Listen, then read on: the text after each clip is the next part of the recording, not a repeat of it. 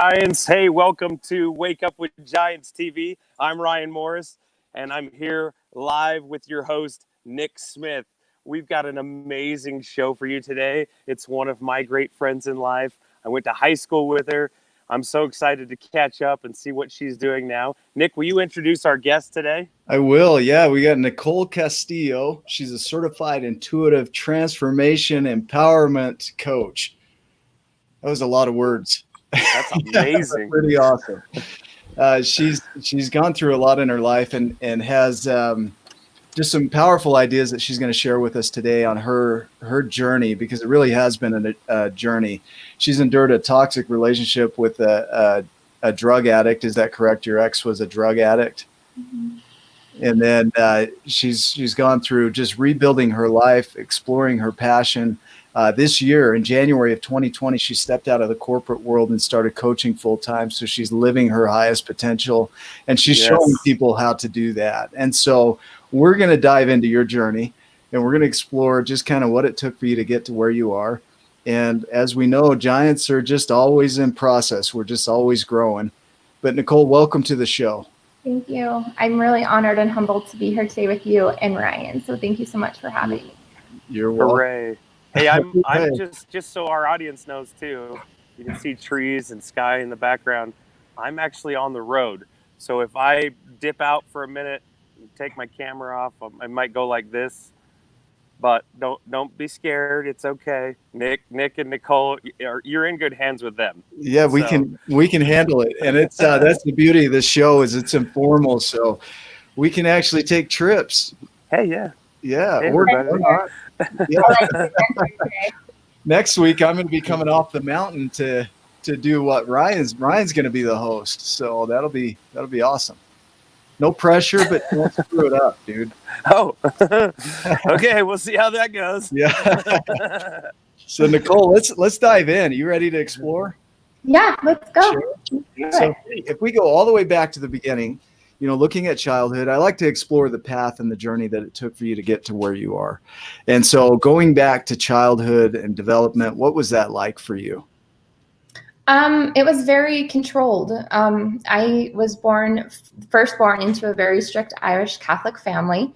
And so my path was kind of laid out for me. I went to Catholic school. I went to church 3 to 4 times a week. I couldn't listen to the music I wanted. I couldn't watch movies without my parents watching them first. So it was very controlled, really told what I can and can't do. And until my parents got divorced. And then once my parents got divorced, it was a completely different world. There was domestic violence in my home. I didn't get to witness a loving marriage. It was really about show, like what other people think. And so once my parents got divorced, it was a totally new realm. I went from Catholic school to public school. And being that I was raised Catholic in Utah, the predominant religion here at the time was LDS or Mormon. And so that was just a whole new experience for me. People weren't allowed to hang out with me because I wasn't LDS. And I kind of got stereotyped. So yes, there's drinking in my family. It's part of my culture. Cursing is part of the culture that I was a part of. And so trying to navigate that new world, my mom, my dad, both of them with the divorce, that was just very difficult. We were kind of the kids were used against the parents, and I was constantly torn. I didn't feel safe or secure in my home. It was like I kind of turned into the parent. I know how difficult it is now looking back from my own experience and having to endure that with my own children, that they did the best that they could at the time, that they did the best that they could. And there was coping mechanisms that they used. And I kind of pulled that into my future, with my future relationships, if that makes sense. Yeah. You know, that I'm sure there's a lot of people that watch this that can relate to that, because we've had giants on the show that have had just great childhoods. You know, their parents were amazing, no issues whatsoever. And then we've had giants where there's been a lot of stress growing up. And so the beauty of it is that we still have a chance to create it, even though that was taught and there and present. We have a chance to create it differently. And so, as far as an impact on that, did you feel like that became part of, you know, the group of people that maybe told you that you couldn't do things, or did you take that on that you couldn't do things, or was that even a question? I took on the martyr and the victim mentality. So I kind of became the martyr, if that makes sense. Okay. Yeah.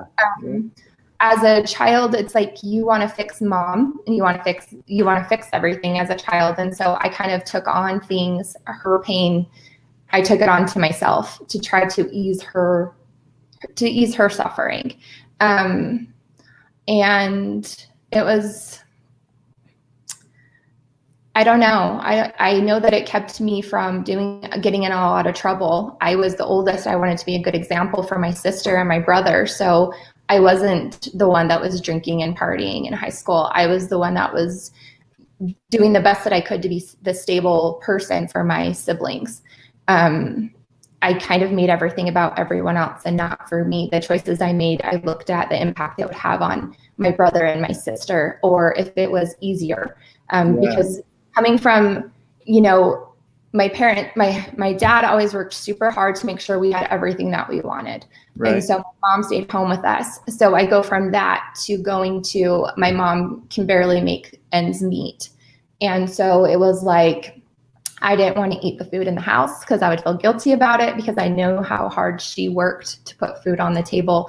When I went to my dad's house, I felt like a burden. And so I wouldn't even feel important enough to eat the food, if that makes sense. It's kind of crazy. And that later developed into an eating disorder. So with anorexia.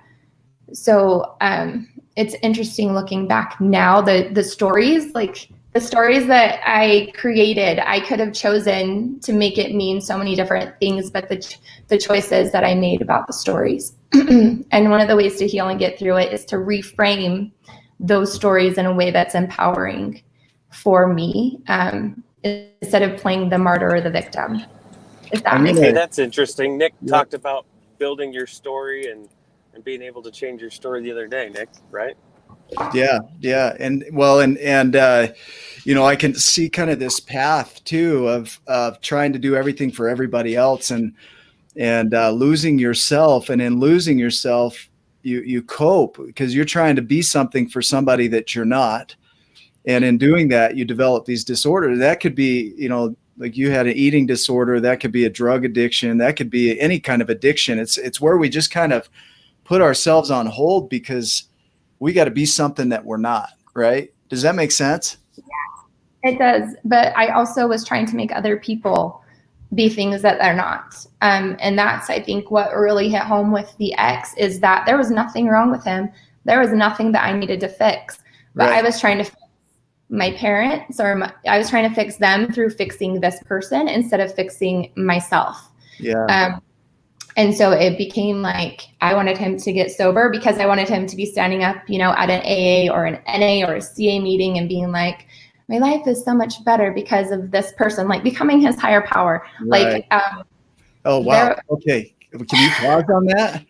Wow. They're like, you just hit something amazing. Like being somebody's higher power. Can you speak to that a little bit? Is that even possible? No, it's not possible. And I tried for 8 years with this person to try to be their higher power. I wanted to be the reason that this person got clean and sober instead of focusing on myself, trying to control other people. Like, and it's funny too, because when he would relapse with his addiction, I would relapse into my anorexia.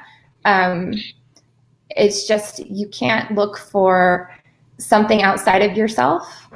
You have to look internally, but it's painful. Looking at yourself is painful. And so I, you know, had a traumatic event that happened. I was making bad choices and I got myself into a bad situation. Right. Sorry. Yeah. But you're hitting on it, that the solution isn't outside of you. Like the solution, and this is what makes what you do so powerful, is that you've been through this journey where you had this opening and this discovery of, I can't fix others. And so really the only thing I can do is work on this person. Right. And it's super hard. Like, I like what you just said is that sometimes turning the microscope around and reviewing what's going on with you is really the hardest thing. It's so eerie. It's easy to deflect, you know? Yeah, it's easy to blame everyone else. I did get myself into a bad situation, and I then went opposite. I then started overeating. I tried to put on this fat suit, right? Because I wanted to keep men away from me because of what I had endured. And it was just one of those things that if I focused on trying to fix and change this person, I didn't have to acknowledge that I put myself in this situation and this happened to me. And it's interesting because when I work with people, it's like, I don't look at someone when I was going through my overweight, trying to keep everybody away from me.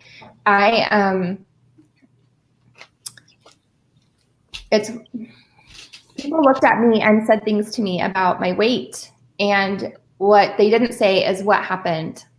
You have always been so healthy, or you've always been so thin. Like, what happened? It became more of like judgment, right? And so when I look at someone, when they come to me, it's like every time someone loses 10 pounds, there's this layer of like something that comes up, pain that comes up. And so for me, losing the weight, it was like, oh, here's this over here that, I need to deal with. But acknowledging, what had happened and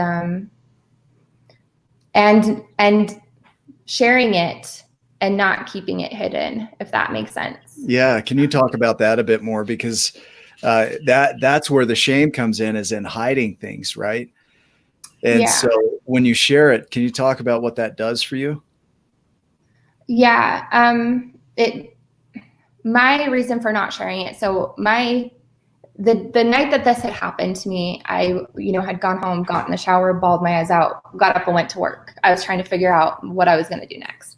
And that day, I got a phone call at work. I worked with my stepmom, and it was my dad on the phone. And my dad and my brother worked together. My brother was involved in an industrial accident where he had accidentally killed his boss, whose wife was pregnant with twins at the time.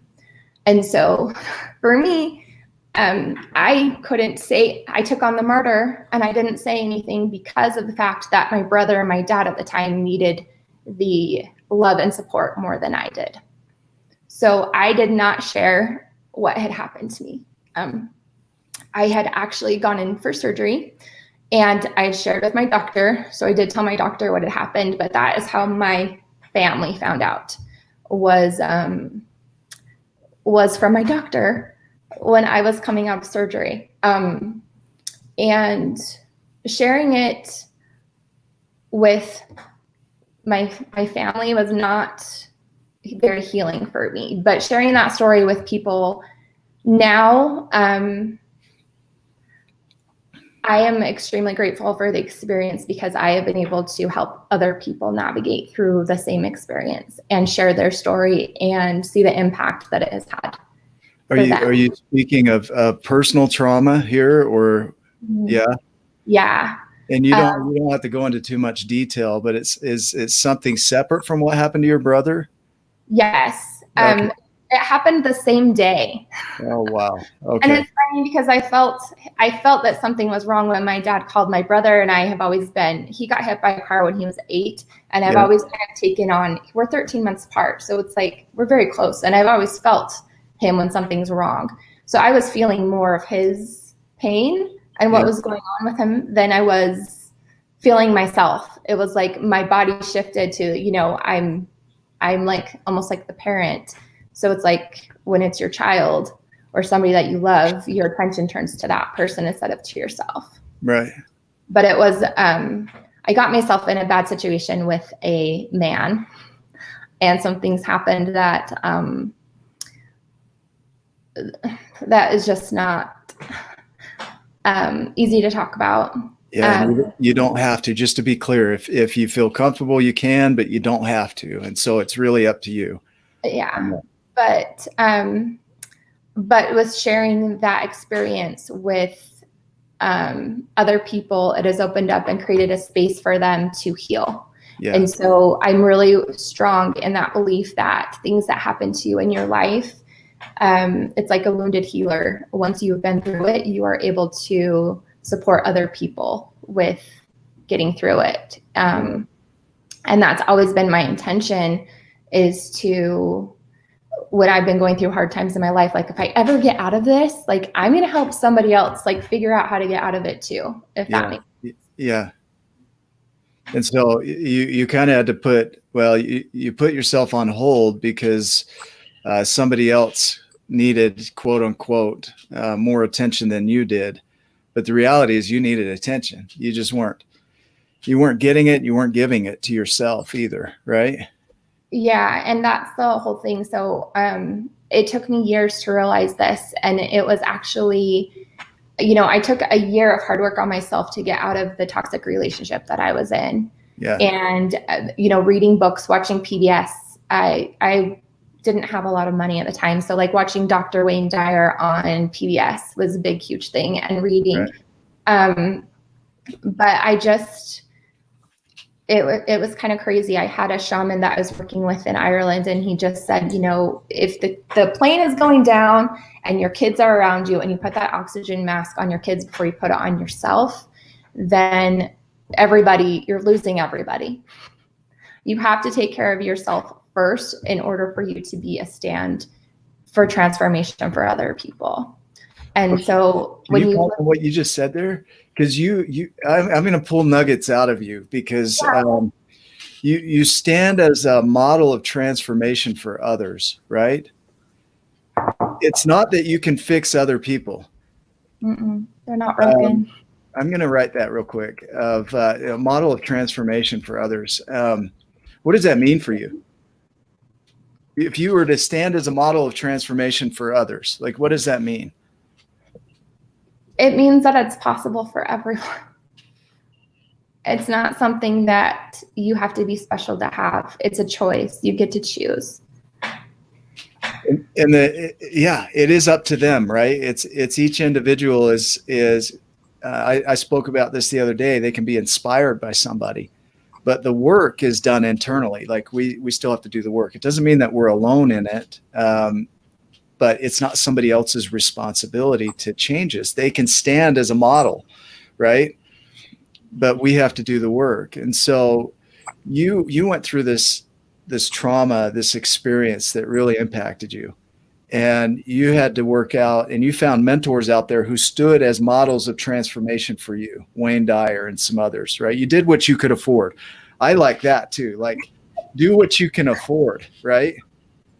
Yeah. And that's the thing. I was a single mom, or when I was with a drug addict, the money went to, there was times that I had $25 a week to feed me and my 2 children. I didn't have a lot of money. And so I had 5 channels on my TV, and I chose to watch PBS specials with Dr. Wayne Dyer. And then when I started going to school for nursing and trying to get my way out of this hole, right? And I took classes on body image and nutrition, and started reading books, Power of Intention by Dr. Wayne Dyer, Man's Search for Meaning by Viktor Frankl, The 4 Agreements by Don Miguel Ruiz. So I started where I could, free PDF and then books, and then. I love it because it's available to everybody. We talked about this in a previous show about how YouTube, you can find about anything you want on YouTube and Google, and it's all free. And you have access to these things, and it's really a matter of choice of where you want to put your attention, because you could have so easily been watching Survivor and we had a guest that was on Survivor, but you could have been doing these other things, but you chose to direct your attention to things that would better your life. It's not a matter of, you did what you could afford at the time. And yeah, you could have pushed a little harder to maybe afford more things, but you had to make a choice of what was most important for you. And there's nothing inherently wrong with that. I think that's great. Yeah, it's one of those things where I didn't ever expect to be where I was. Yeah. I was sitting there looking at my life like, how did I get here? You know, like, wow. How did I make these toxic choices for myself and get myself in this situation? And how do I get out so that I can help other people to get out? I love it. So I'm going to tie in the book with that. So with your questions, right? In the story, in the adventure of Remy and Rit, there's a point where he's going through his life just like you did, unconscious or unaware, not even knowing, like, how did I even get to where I am right now, right? And it's distant laughter that has him look up and see the giants for the first time and start asking these giant questions of, why are there giants? Why am I living this small life? How are they doing that? How can I change? Right? Just like you just did, you got to this point where you had this awakening, this event that just really awoke you. And you had these questions come up. I mean, it doesn't sound like you had a plan of being a life coach for your whole life. Like from the time you were a kid, you're like, I'm going to be an astronaut. I'm going to be a life coach. Yeah. Yeah. Yeah. I think that the dreams that I had, I think I was the biggest naysayer. I think I was my biggest bully through all of this, with having to be the martyr. And I think I used that as an excuse to check out of the opportunities that I've had, because I have had amazing opportunities. And another thing with that is being willing to accept things into your life. I have a hard time asking for help. I have a hard time reaching out to other people.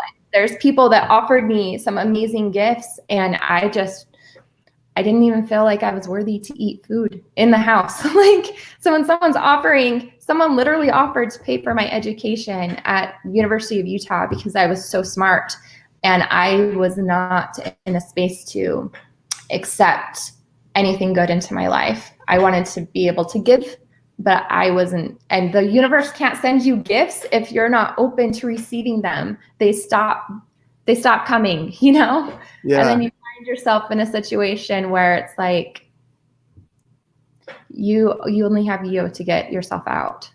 I mean, you said something I love. Like, you just keep pulling nuggets, and I'll highlight them here. But you said something, and it's okay for people to say this about themselves. I'm so smart, right? mm-hmm. And out of this need to please others and make others like us, approve of us, accept us, quote unquote, we say things, oh, I'm not that smart, you know? But I love that you just said, because I'm so smart. You know, have you always felt that way? No. No. 12 years ago, I contracted neurological Lyme disease while I was in Boston. And I loved who I was before I got sick. I absolutely loved who I was. And because I worked really hard to get there, you know? Right. And when this happened, it changed me. I used to love things that I'm not the best at anymore, that I really felt made me who I am. Like, I feel like I am a writer, not that I write, that I am a writer, which I'm sure you can probably relate to that as a writer. I don't know. Yeah, I don't. Just kidding. As a writer. So I had this story after my Lyme disease. That's around the time I met my husband. He didn't know me before Lyme. He only knew me after Lyme. And so my story was that I'm not as smart, I'm broken, I'm damaged. And I had to reframe that story, you know? And so what I chose to reframe it as, my husband doesn't know who I was before I got sick. He only knows me after, and he fell in love with the person I was after, which means I'm still lovable and I'm not broken. And even though I have my struggles with my Lyme disease, that I can still be smart. I'm still smart. Yeah.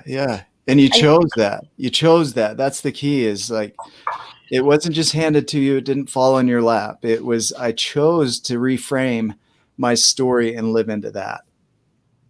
Yeah, and that has given me the most power, is reframing stories, because we make them mean. We get to choose what we make them mean, but when we're younger, we don't understand. You know, when my parents were fighting, I chose to run. My brother chose to fight. Well, fight or flight is a natural response to fear and survival. And so why am I judging myself as a child who, you know, if I'm in the wild and I have a lion coming towards me and I'm a small child, I'm not going to fight. I'm going to run, you know? Yeah. For a long time, I judged myself for Me running too. instead of I'm gonna run too.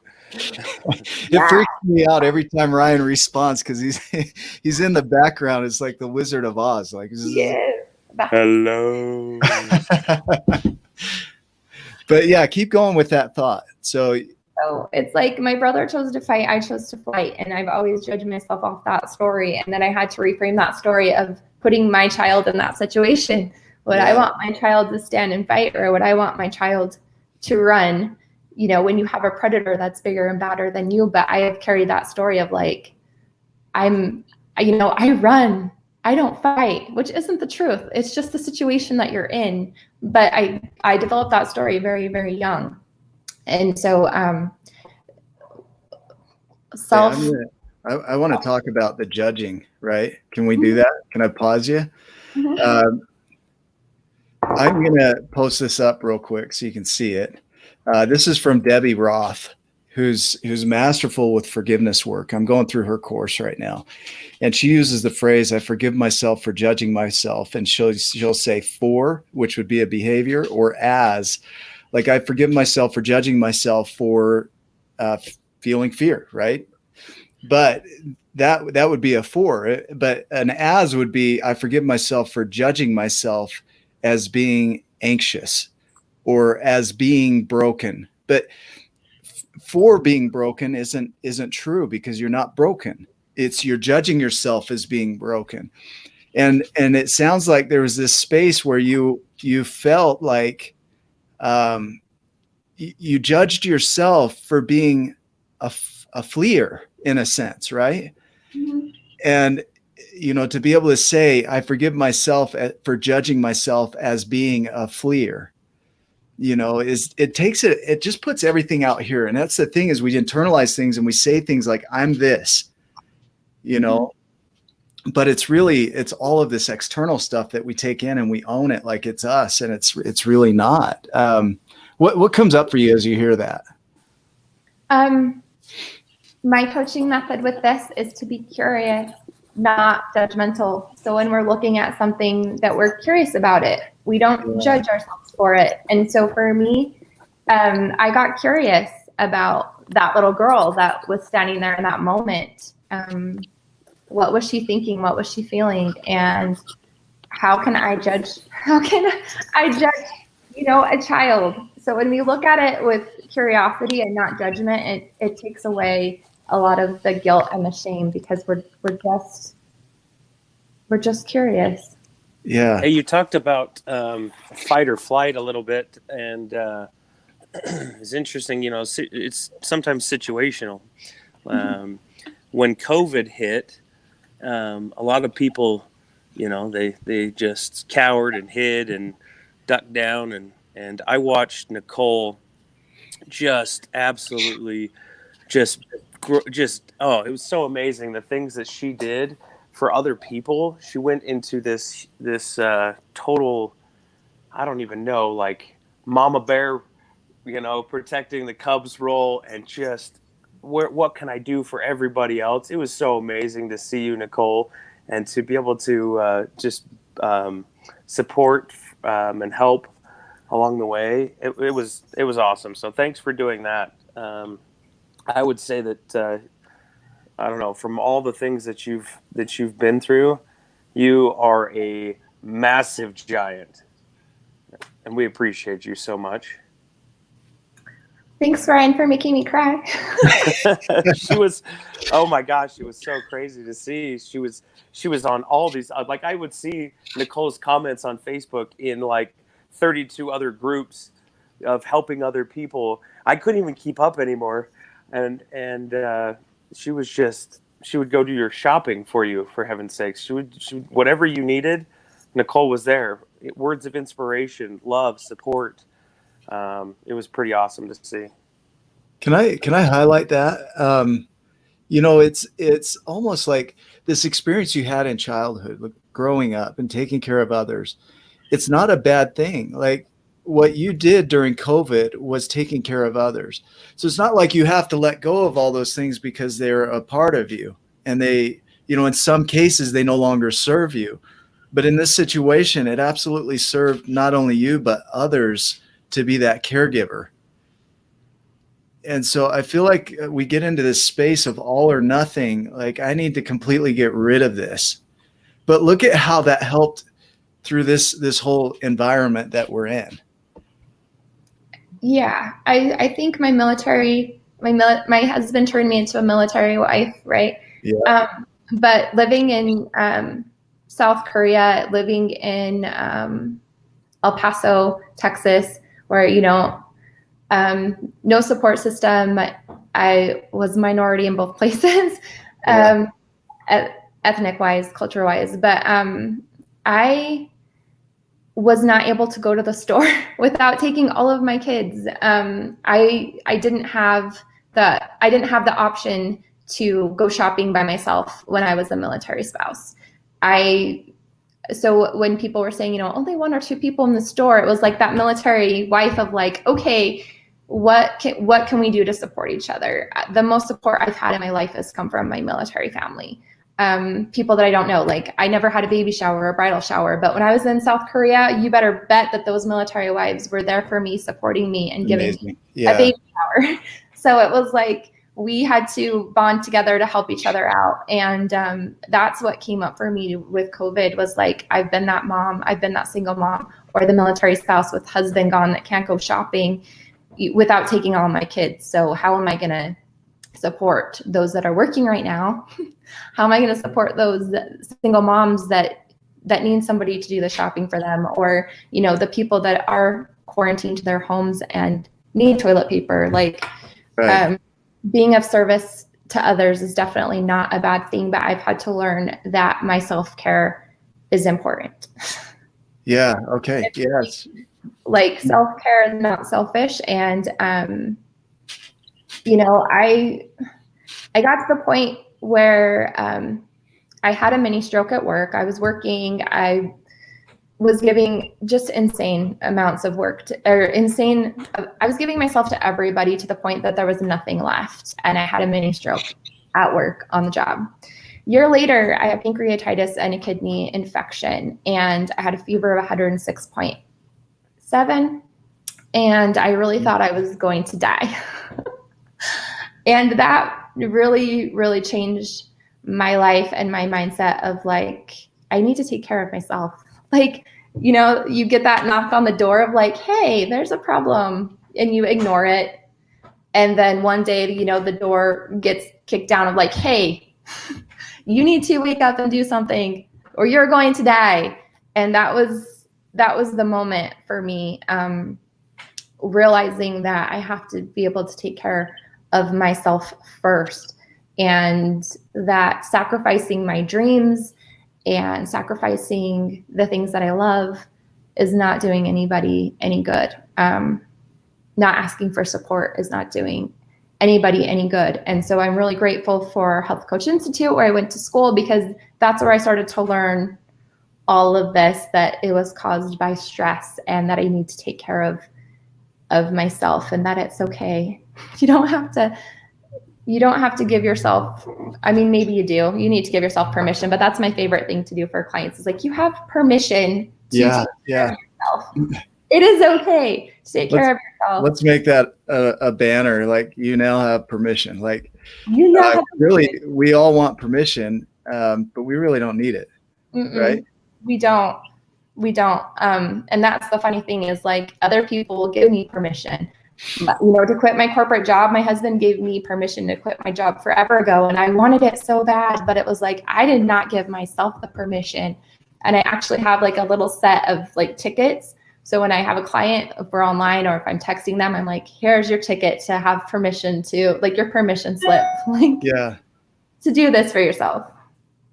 that's awesome. Now, if you had to go back in time and you were to start over, right? And you knew you got to visit yourself prior to everything occurring, what would you say to yourself? I would say to myself, the day that you decide that you want to be happy is the day that your life will change. Wow, that's awesome. Yeah. So when I was in that relationship with that person, it wasn't the lying, it wasn't the stealing, it wasn't the abuse, it wasn't anything other than one day I was sitting in the mirror doing my makeup and I just decided I want to be happy. It wasn't any of the fighting, it wasn't any of the danger that we were put in. It was I want to be happy. Yeah. And so yeah, I think the day that you decide that you want to be happy is the day that your life will change, would be what I would tell myself. So decide, that word, the etymology on that word comes from decidere, which means to cut off, right? To decide means to cut off. And so you made this cutting off of being unhappy. And that's what a decision is it's a cutting off of something old. And so to decide to be happy, there's more to that than just, I would like to be happy. It would be nice to be happy. It's a decision to do the things that create happiness in your life. Does that sound accurate? Yes. Yeah. It had taken me a year of hard work of like deciding that I was going to get out and just not knowing how, not having the finances, not having and then one day I just decided, and then I did start then it's just like, yeah, right? It was like the fear was gone. Like once I made the decision, the fear was gone. There was no more worrying about the unknown because I knew that I was going to be happy. I just decided. I knew. Okay. Yeah. I see. I got to write down all your nuggets so we can share them. Fear left when the decision was made, right? Yeah. Because it's really a case of once you make that decision, then you start acting into it. And let me go back to that one right there. There's this idea. I was diagnosed with an anxiety disorder back in 2017, and it was moderate. It wasn't severe. It wasn't crippling. I was high functioning and I could go to work. But I could have easily taken that story of, well, I have an anxiety disorder, right? But I decided, like, no, I'm going to learn how to manage this. I'm going to learn how to overcome this. And so in that decision, it's amazing. Like once you start taking action, fear does go away. It's in the action that you don't feel fearful. It's in the thinking that we feel fearful. It's because we're creating all these stories about why it's so big and why it's so scary. And so I appreciate you bringing that up. It's like you have all these events that you could have taken any one of those events and said, well, I can't because, and created a story that lived into those things. But instead you made the decision, well, I had these experiences and I am deciding to be happy. Yeah, but for a long time I had chosen to be the victim and the martyr. Yeah. So I have lived those stories. It's not like I never had them. I definitely had them. Yeah. It was the power of being able to reframe it as like, I get to decide. I have the power to decide. I'm not the victim.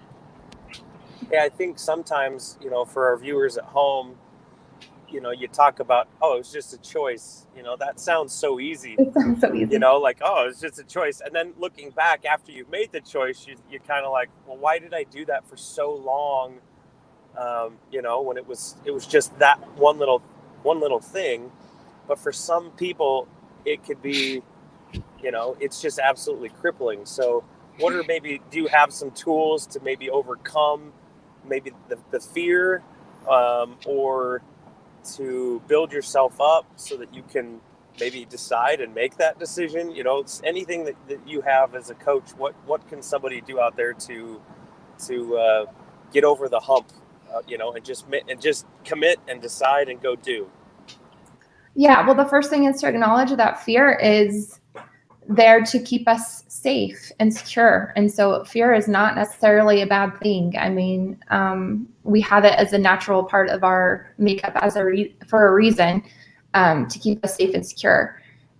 For me, when it came time to leave my corporate job, I had my mentors in my ear.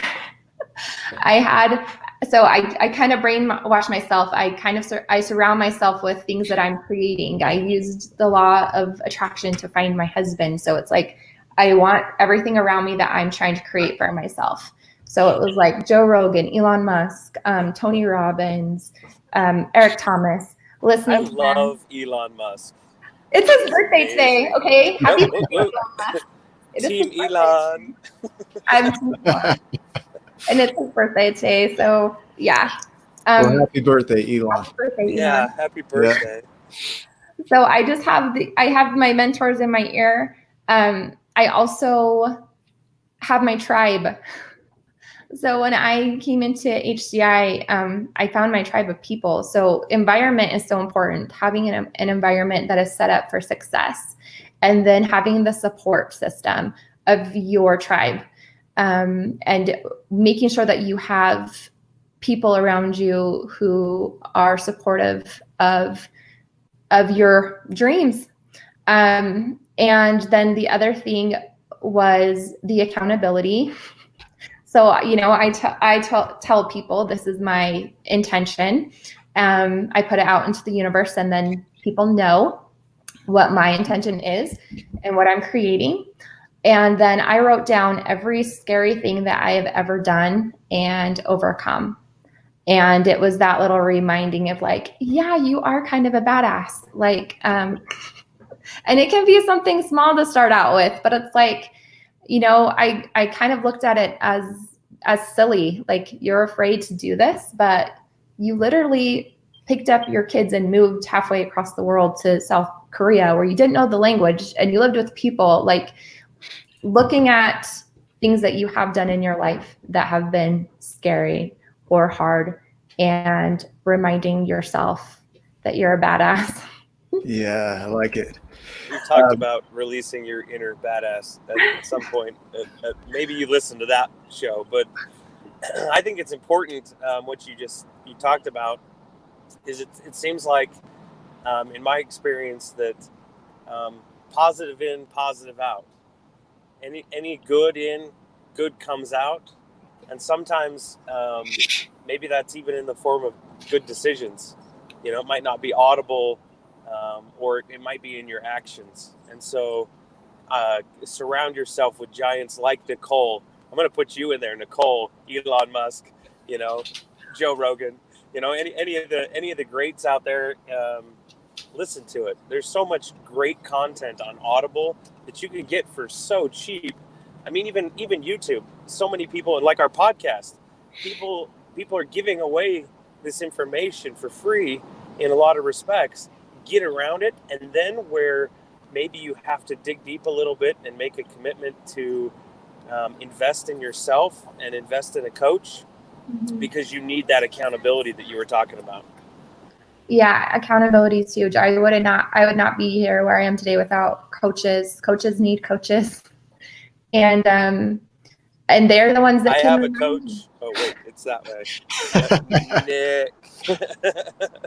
Yeah. I have a coach. Right now. I go through programs and trainings.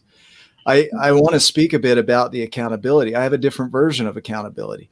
You know, to account is being able to tell your story of what occurred with your behaviors, right? And so when you shared, this is what I'm going to create with others. My space is that I don't need others to wake me up in the morning and tell me to get out of bed, but to be able to put it out there for my sake, to say, you know, in 90 days, I'm going to accomplish this.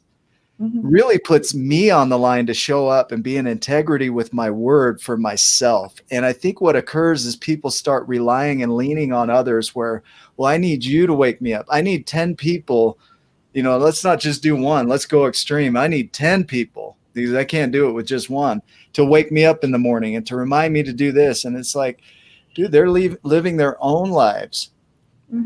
Right? Yeah. So when you talk about accountability, do you see it similarly or do you see it a little different?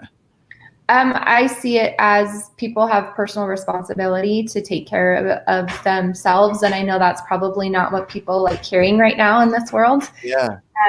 But it's the truth. I'm really big in personal responsibility. And so having accountability is having integrity with my word. So if I tell my coach that I'm committed to writing a resignation letter for my corporate job, you better bet that I'm going to write that letter. And it's not because she's going to be up my ass if I don't. It's because I am in integrity with my word.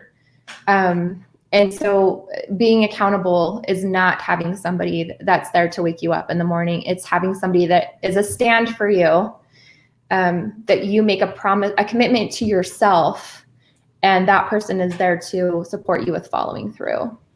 Dude, I'm trying to write feverishly to keep up with what you're dropping here. So it really is about your word, being impeccable with your word.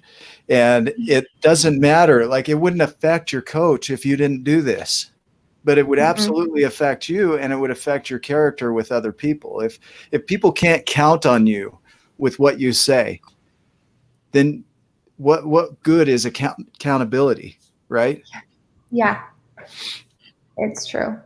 And that's the thing is, integrity is huge. And so, yeah, I'm not going to be in trouble if I don't do my action step with my coach, but then I'm accountable. I take ownership for that. Right. And I take ownership instead of blaming other people. I love it. What would you advise somebody that's starting out on this path that wants to just change their life? They're maybe feeling stuck, right? I know some people that right now are going through some physical changes that are really, really challenging. And I can only imagine, because that's all I can do, I can imagine what that would be like to be in their space, to lose a part of you physically that changes the whole external dynamic. And so somebody that maybe has experienced trauma or a loss of some sort like that, what advice would you give them? Be gentle with yourself. Show yourself the same love and compassion that you would show someone else.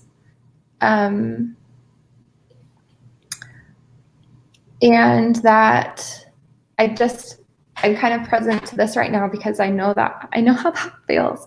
I know how that feels. My advice is be gentle, be compassionate with yourself. You are more powerful than you could ever imagine. And you're capable of things that you're capable of so much. And you have value. You're valuable. There's still things that you can contribute and give to the world. Some of my favorite speakers don't have legs or arms or have one arm. They have made beautiful, amazing lives for themselves. Some of the most amazing speakers. I had a post the other day that I wrote, nothing outside of you can change you. Right. And it really brought up some of these questions like this, what you're talking about.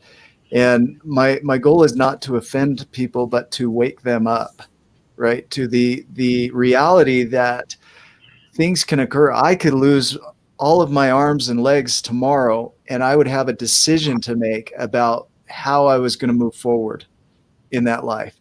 And so even though that was an external event or somebody said something, they don't have the power to change who I want to be.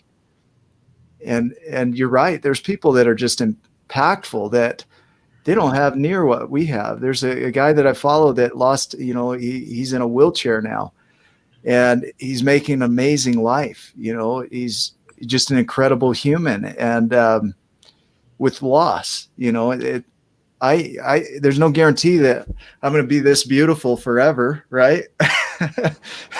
Right, Ryan? But yes, that's yeah, exactly what I was thinking when you said that. That was it reminded me of P90, like Tony Horton. Oh, you mean this? No. Um, But the beauty is, like, we have in this life a decision of our internal dialogue and internal story. And that's what you're talking about, is just be gentle with that, because you do matter. You are valuable.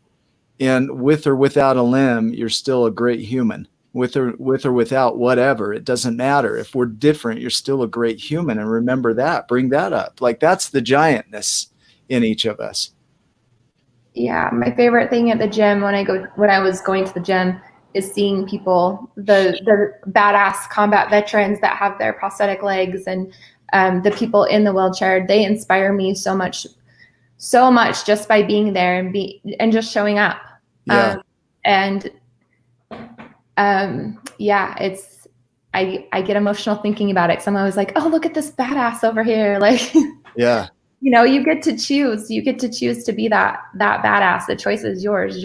It's your story. You have the power to decide what your story is, and if it's going to inspire someone or not. Yeah, it isn't up to us if it's inspiring. We just got to live it, and they can decide if it inspires them and then live into that, right? And so it's just really, we get the chance to ignite something in somebody else. Man, I'm really grateful for this. If you were to share, is there more that you want to share today about? We haven't talked about what you're up to and what you're creating, so maybe we can jump into that.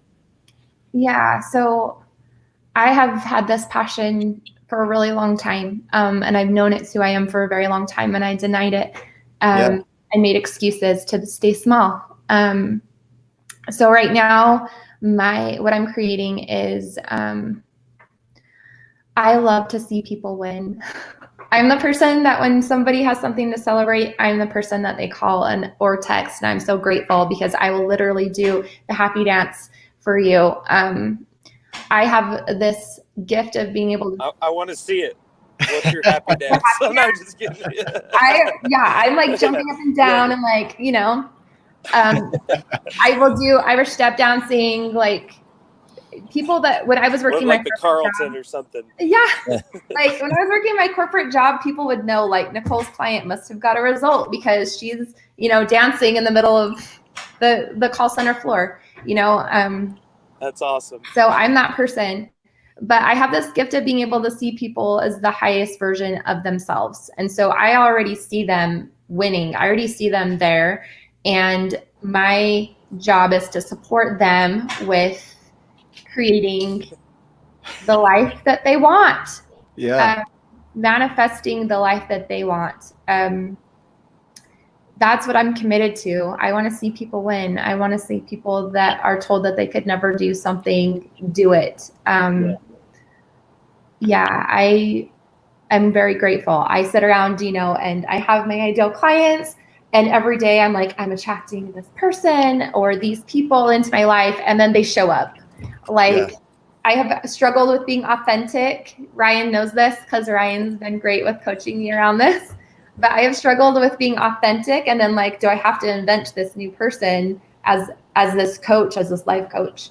And I have chosen to be authentic because it doesn't take any energy to pretend to be something that I'm not. And I've been fearful, as Ryan knows, that that's going to stop clients from wanting to work with me when actually it's been the opposite.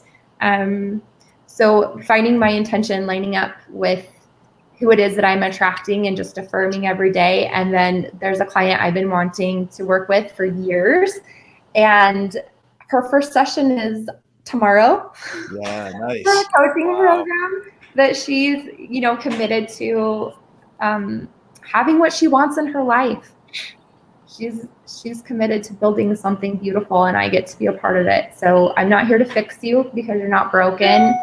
My job is to support you with having the life that you want. That's awesome. Not being small anymore. We're not playing small anymore. I love it. Our message hijacks everybody's message. Yeah. It's like, yes. We love it when people talk in giant and small talk because Yeah. It's rewarding. So thanks for doing that. It's Yeah. the truth. It's like, I love the book. I got it for my son, but then also for my nieces. It was just like, I love this idea of being small and then being able to transform into a giant. So I'm very grateful for the book. I It's can't wait to get fitting. it. Yeah, Yay. it's coming. Like the thing that's fitting about the message is it does apply to the journey of transformation. It encompasses everything, and it doesn't matter what your views are, where you are in the world, culturally, racially, it doesn't matter. Like everybody has giant potential in them. And once they recognize that it's within them and that they can change it, even kids, adults, it doesn't matter. Like we all have it within us. We could be 80 years old and still create something amazing. You know, I listened to a podcast the other day of a lady that she started painting at 75 and got put into a studio in New York. And now she has some of the most expensive artwork that's available out there. And she was 75. It's like, it's never too late. It's never too early to be a giant. No. And so it wraps in with what you're doing, what other giants are doing. And it's like, that's the whole message, you know, is your message is a giant message. And just like every other guest that we have, is their message is a giant message, and it's inspiring. Yeah, I'm grateful for the languaging, for the terminology with the book. I think with kids especially, it's like they kind of know, like, oh yeah, that was my story, you know. But when you've lived your story for 40 years, and then one day you're like, I have a story I've been living for 40 years, and I just, it's a crazy story, but of how I found out that I was like, oh my gosh, I've lived that story for so long, and there was no reason for it, you know. But it's a lot harder when you've been living that story for 40 years than when you're a teenager. I think with my teenagers, they're like, oh yeah, that was a story. I did make that. I did choose that. Yeah. So I'm grateful for the book, because I think with my 10-year-old especially, it's just going to be very powerful to support him in his journey through life. I love it. You know, my kids, I would love to say that they are like, yeah, we're giants. Dad taught us how to be giants. And I'll tell them stuff and they'll be like, I want to play Xbox.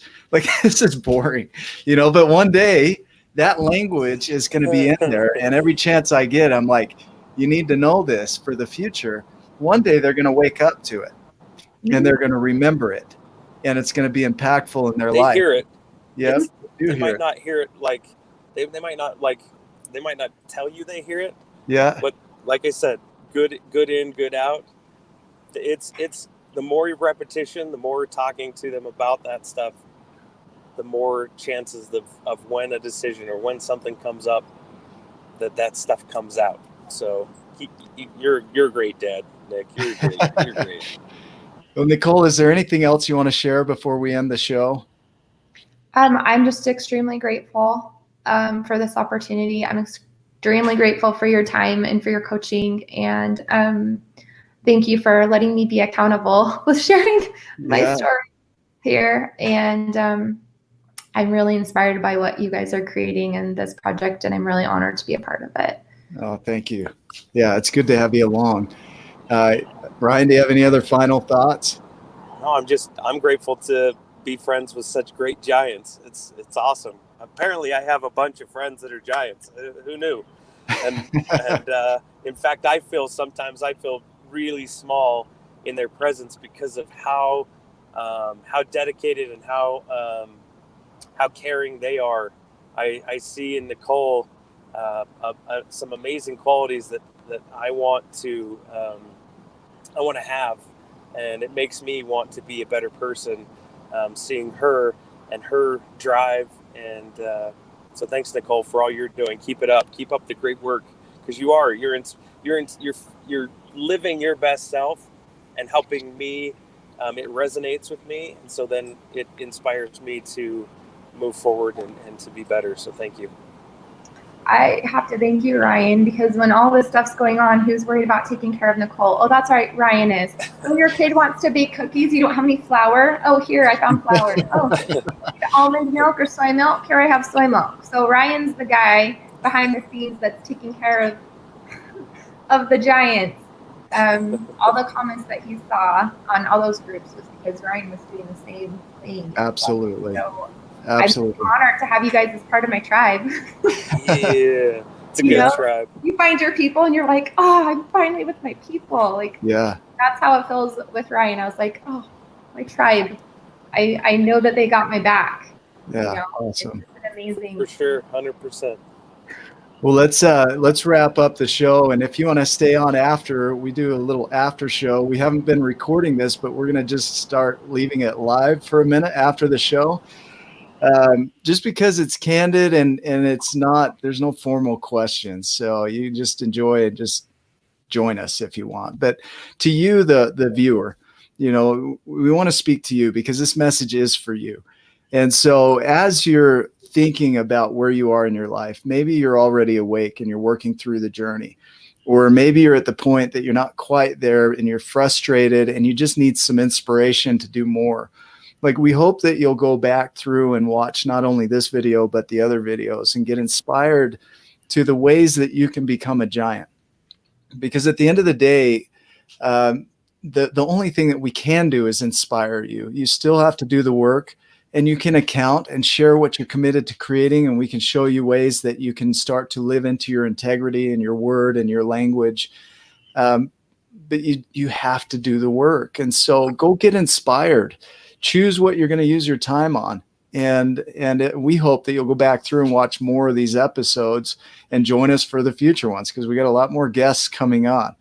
And so we appreciate you, because this message is for each of you, and it's you individually, because you've got your own journey that you're going on. And we hope that this inspires you to step into that, to step into your potential.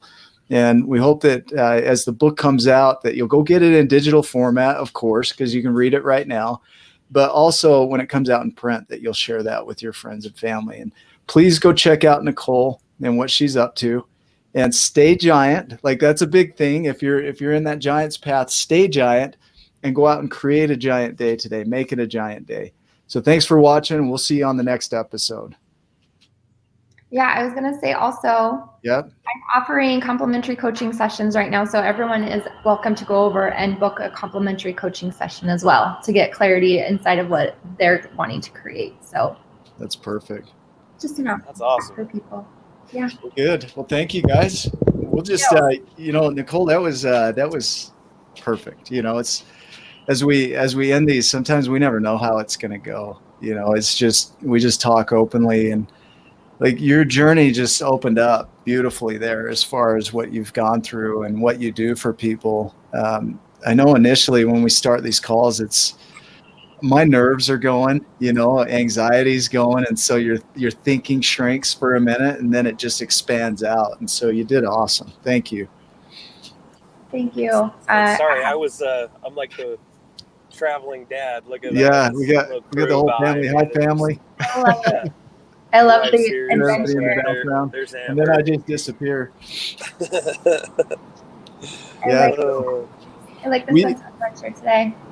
We've got this tribe that we've created, you know, specifically for giants. Ryan and I want to talk to you about that, about the League of Giants. And there's going to be some amazing things that are created from there, you know, just outside of this interview. So if you're open to that, maybe we can talk about that later. Yeah, that would be great. Yeah. Yeah. Cool. Do you have any other thoughts? There's just so much. It's so crazy because there's so much of my story that I've had some people that have reached out and just said, you know, you need to do a whole video of like what you've been through, because it's been so hard to narrow down a niche, because I've gone through so much stuff. Do you think it's hard sometimes though to just like get on a video and just talk it through? Do you feel like you have to have somebody draw it out of you? Yeah. So I don't know. Just new possibilities opening up, you know? So I don't know. Yeah. It's really interesting when I sit down and think about, like, this has caused me to sit down and think about a lot of things, and creatively things are coming out of it. So thank you for contributing to my My journey. You just like throw it in your holster, like, Yeah, right? I'm like, Got oh, one more thing in my bag and we're yeah, good, right? the journey, it's never ending. It's just what you can create and feeding off of other people. Yeah, Your it's ideas cool. are- Yeah, Ryan's like you were mentioning Ryan doing all this stuff on the side, and seriously, people don't understand what goes on in the background and what he's up to. Like, he's a mover, I know. promoter, a mover, a shaker. It's usually probably up to no good. That's the best kind. Yeah, it usually ends up in good. I Lots need to of get me laughing. a big coffee cup like that, the big N. Nick Smith. I'll have to see if I can find another one. I got this at like I got it from somewhere that was like closing out. I got a big C. Yeah. And so I have the N and the C together. Nice. There you go. That works. And that's for your new office that you're putting together. And Yeah, I've been focusing on building my my basement right now for my new office and my home gym, because lime makes it really hard to work out outside when it's cold. So if I have it in the house, I can work out year round. Yeah. Nice. So this was like inspiring my new office. I'm not into the gold, but I was like, oh, this is I have this big gold picture frame that I'm going to make my vision board. Yeah. It was like the frame and then this, and I was like, something's up with the gold. Yeah. How did you get into vision boards, and what what are some of your thoughts on vision boards and people, like, I see a lot of people maybe using them maybe the wrong way, or I don't know. I have a lot of different feelings on vision board. I personally like vision boards a lot. Like, I think that projecting and putting out what you want to accomplish and what you want to attain to the universe, and letting go of maybe because it's not necessarily up to you how it comes. That's more up to the universe. It's putting out there that that's something that you want, and then going to work. And it's funny how things, for me at least, fall in line. Can you talk about maybe your vision board and maybe even share with us what maybe something that you have on your vision board? Yeah. So with my vision board, I got into vision boards. I've done a lot of work on myself. So like seminars, even if they're just like cheap $60 seminars to go listen to somebody talk. I am really a big believer in investing in yourself. And so vision boards came about with, I was a nutrition coach for a nutrition company, and it's one of the things that they taught us. But vision boards for me is the energy that I am surrounding myself with. Like I said, I use the power of intention to attract to my husband. I kind of like made a list of like the perfect guy. And so when he showed up, I like knew that I knew who he was. I was like, oh, there you are. I already know you. Because I had created him in my mind. And it's so crazy because it's down. I found a guy I didn't want to change. Yeah. Because he fit the list. So I knew when he showed up, I knew already who he was. He's the only guy that got a second date. The first one I didn't know was a date, right? I had no idea that we were going on a date. I just invited him out for beer and sushi before I went and hung out with my buddies. But so my vision board now is more like energy that I am working with. So it could be a color that supports me with attracting what it is that I want in my life. So I definitely have like the cash number that I'm wanting to create for my business. I have my clients, my ideal clients, and things that I say to myself. So I'm making an income while making an impact. Consistency and passion like equals success. So I have like quotes. I have things like remembering my personal power. So it could be like a picture of a like goddess energy. I have my Cybertruck on there. I have my goddess energy on my. Do you have the Tesla? The Tesla Cybertruck, really? Yeah. Yes. My son is like, he said, Dad, you got to get that.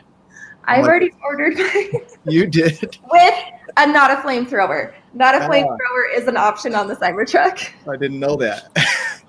I still love, I love Elon Musk, but when he threw the big steel ball through the window, I about fell out of my chair. That was one of the funniest moments. But he's like, all right, no big deal. He cursed. You know? I was like, Elon curses? Hey, we all do sometimes. But not sometimes. You sometimes. Me all the time. Yeah, that's me too. Yeah. Like, it's part of my culture. It's part of my language. Like, Yeah. I use it as a love language. Like, it's very descriptive. It's very helpful. it is. Yeah. So I have my Tesla truck up there with my not a flamethrower, which is an option. Yeah, that's funny. So I have like that. I think that's the only physical thing that I have on there, and then my cash goal. But I look at it when I'm meditating, so that I have it in my space of what it is that I'm creating. So spiritual rituals, I'm the girl that burns the sage and lights the candles, and I just take the moment to imagine. I call it a mental rehearsal when I work with my clients. Yeah. I walk through a meditation of like, this is who you are being, this is who you are, so you can physically feel, taste, hear, and smell yourself as the transformed person, the future version of yourself. Yeah, nice. I do my vision board. I'm envisioning myself and my life as if I'm already living into what it is that I'm creating for myself. That's the magic right there. Yes. Is already envisioning yourself having, being, doing all of those things. To me, I see it as a way to clarify your intention too, because if you can clarify the intention of what you're creating, then it's easier to take actions toward it. And so to me, that's where I see it. I'm not a fan of the law of attraction, but it doesn't mean that it's. I'm just kidding. I'm of the mindset. Nick. I just go and I grind and I work and it's probably the same thing. It's just I have a different definition for it. So yeah, and with mine, it was like with finding the love of my life, right? What do I want that relationship to feel like? What do I want my relationship? Because I had just chosen toxicity, so it's like, what do I want to be experiencing when I'm with this person? Yeah. It wasn't necessarily like looking at like this hot guy or whatever. It was like, how do I want to feel? So when he showed up and I had those feelings, I was like, oh my gosh, there you are. Yeah. With the law of attraction, it was like every movie clip that had a couple in a relationship, like what I wanted, or songs. Yeah. Listening to the songs, then I get this feeling of like, this is how I want to feel with this person. And then when he showed up, it was like, oh, this is that feeling I've been looking for. Other guy didn't have it, but this guy does. If that makes sense. I'm not the type of person that just sits there and thinks like, oh, if I look at this house on my vision board every day, like it's just going to show up in my life. You have to put action and the work into it. If that makes sense. Yep. Makes a lot of sense. He just showed up. Like, I wasn't looking for him, I was like, I need here to be single and figure shit out before I get into a relationship. And then 6 months later, he just pops up and I'm like, where did you come from? Like, you're not supposed to be here. He showed up at the perfect time. Like, I had lost my job, my kids, my apartment in one day, and I was living in my car, and he was like, come stay with me. I was like, seriously? And if that wouldn't have happened, because I wasn't looking at him as anything other than like my best friend, like I just knew we were going to be best friends. Yeah. But the way he was with me, it was like, it was the worst day, but the best day of my life. Like, that's awesome. Good for you. Day. We was everything, and then I'm like, look what I have now. If that wouldn't have happened, I would have never. Yeah, it's crazy how life plays out that way, huh? Yeah. The situations you're like, wow, this really turned out good. It's like, it can. You don't realize it till, 12 years later down the road, Right. Like, this was actually the biggest blessing, but it was the worst day of my life. Oh, it was a shit show, but here we are. It was awesome. And hopefully you got headphones in, Ryan, because I might drop some language. Yeah, that's me too. I apologize. That's usually my first I can hear you. with the podcast. I'm like, the first podcast I went on, I was like, am I allowed to curse? Because if not, this may be a problem. Yeah, right. We're good. Okay. Yeah. No, we don't. Yeah, we don't care on our show. So. Okay. I'm like, you're going to need the explicit label. Yeah. Just put it down at the for this get a screen girl.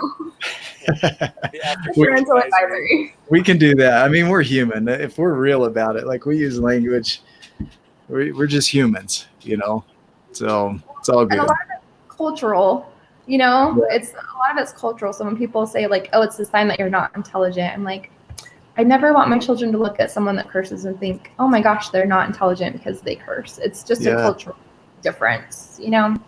Yeah, I couldn't live up to that label. That wouldn't work for me. 'Cause I feel like I'm intelligent and I curse. Yeah. Yeah, it's possible. Highly and intelligent, highly cursing. Yeah.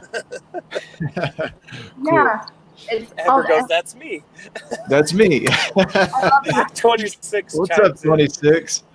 Yeah, Being authentic is a thing. it is. Yeah. Well, I cool, agree. guys. That is something you are very good at, Nicole, is just being you. And I know there was that moment of struggle, but I'm glad that you chose to be authentic versus, the other way. Thank you for being part of that. I appreciate it. I really do. For sure. Well, guys, I'm going to go spend time with my kids. So I have to. You have to. You're in a box.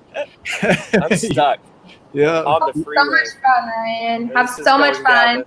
This is going down the road. We're almost to, I don't know, Santa Quinn. Well, yeah, thanks for joining us, mobile man. No problem. Yeah. Thanks for having me, mobile. Be safe. Have so much fun. All right. Hey, Nicole, we'll shoot you a message. We want to invite you to our League of Giants, like Nick was talking about. We have a call that we're going to do. If you can't be a part of it, then we're going to record it. And maybe we can get your thoughts later. And then also we wanted to see if you're open to some things down the line. Maybe we can have part 2 with Nicole. Nicole squared. We'll get an N, cup with a 2 on it.